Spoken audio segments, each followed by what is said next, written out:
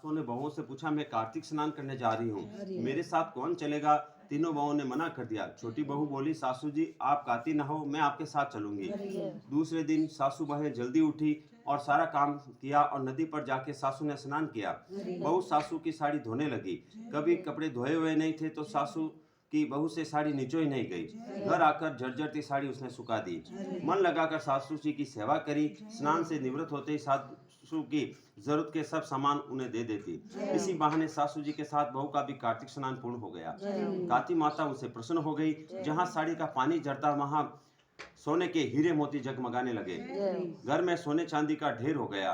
धन से घर भर गया। कार्तिक का महीना पूरा हुआ। बहू बोली, जितनी इच्छा हो ब्राह्मण जिमाओ और दान पुण्य करो। सासू बोली, कैसे करूं बहू, घर में तो कुछ भी नहीं है।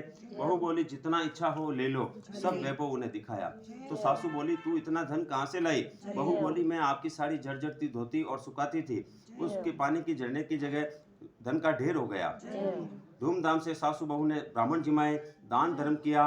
जेठानियां को चकित हो गई। देवरानियों से पूछने लगी, तूने ऐसा क्या किया जो इतना धन तेरे घर में हो गया? देवरानी बोली, मुझे सासू जी की साड़ी ठीक से निचोड़ना नहीं आता था, तो साड़ी जड़ती उसके पानी की जगह धन का ढेर होने लग गया।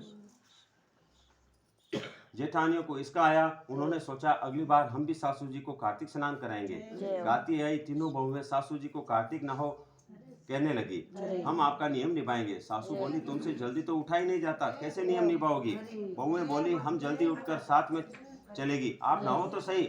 कार्तिक का महीना आया। सासू स्नान करने गई। बहुएं साड़ी धोती तो बहुत पानी रखती और सुखा देती। एक जनी चाय बना कर देती, दूसरी पूजा का सामान निकाल कर दे देती, तीसरी साथ जाती। ऐसा करते तीनों ने महीना पूरा कर दिया और सासू जी को कहने लगी, सासू जी मन हवे जितना दान धर्म करो, ब्राह्मण जिमाओ। सासू बोली, मेरे पास कुछ नहीं है, मैं कैसे करूं? बहुएं बोली, हमारे साथ चलो। साड़ी के झरते पानी को धन के रूप में देखने वहां गई, पर देखती है कि वहां सांप बिच्छू और इलिया हो गई है। सासू बोली, बहू ये क्या किया? बहुएं दौड़ी दौड़ी देवरानी के पास आई और कहने लगी, ऐसा क्यों हुआ? तो देवरानी बोली, मुझे तो राई दामोदर ने प्रसन्न होकर दिया है, काती माता मेरे से प्रसन्न हुई है। तीनों बहुएं काती माता के पेट पकड़कर विनती करने लगी, भगवान आपने ऐसा क्यों किया? काती माता बोली, छोटी बहू भोली थी, तुम सबने तो धन के पहले ही मना कर दिया था, पर उसका धन देकर तुम्हें इसका आया, जिससे तुमने सासू को भले ही कार्तिक स्नान कराया हो, जर्जरती साड़ियां सुखाई हो, पर तुम्हारा खोटापना तुमको मिल गया। तीनों ने अपनी भूल की क्षमा मांगी।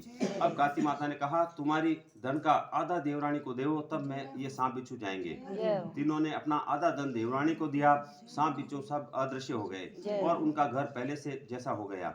उधर देवरानी बोली, अब क्या मुझे देते हो? अब तो राई दामोदर ने मुझ पर बहुत कृपा की है।